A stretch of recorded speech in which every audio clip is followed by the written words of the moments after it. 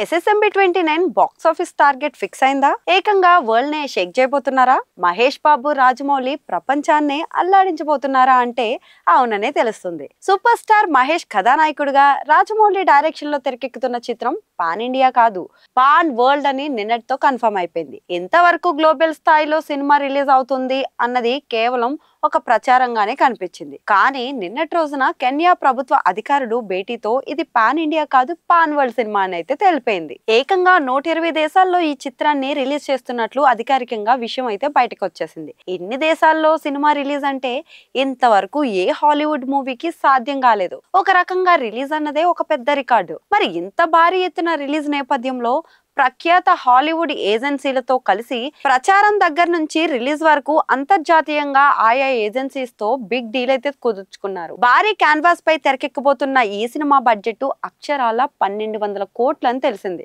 మరి ఇండియన్ సినిమాల్లో ఇదో రికార్డు. ఇంతవరకు ఏ భారతీయ చిత్రం ఇంత భారీ బడ్జెట్ అయితే రూపొందలేదు. ఆ సాహసకుడిగాను రాజమౌళి పేరు భారతీయ చిత్ర పరిశ్రమలో నిలిచిపోతుంది. మరి 1200 కోట్ల బడ్జెట్ పెడుతున్నారంటే బాక్స్ ఆఫీస్ టార్గెట్ ఎంత అంటే 10,000 కోట్లని లీకులు అందుతున్నాయి. ఇక ట్రేడ్ వర్గాల్లో సైతం ఇదే డిస్కషన్ కూడా జరుగుతుంది. రాజమౌళికి ఉన్న గ్లోబల్ ఇమేజ్ కారణంగా ప్రపంచవ్యాప్తంగా చిత్రాన్ని కోట్లాది మంది వీక్షించే అవకాశం ఉంటుందని ట్రేడ్ అయితే భావిస్తోంది.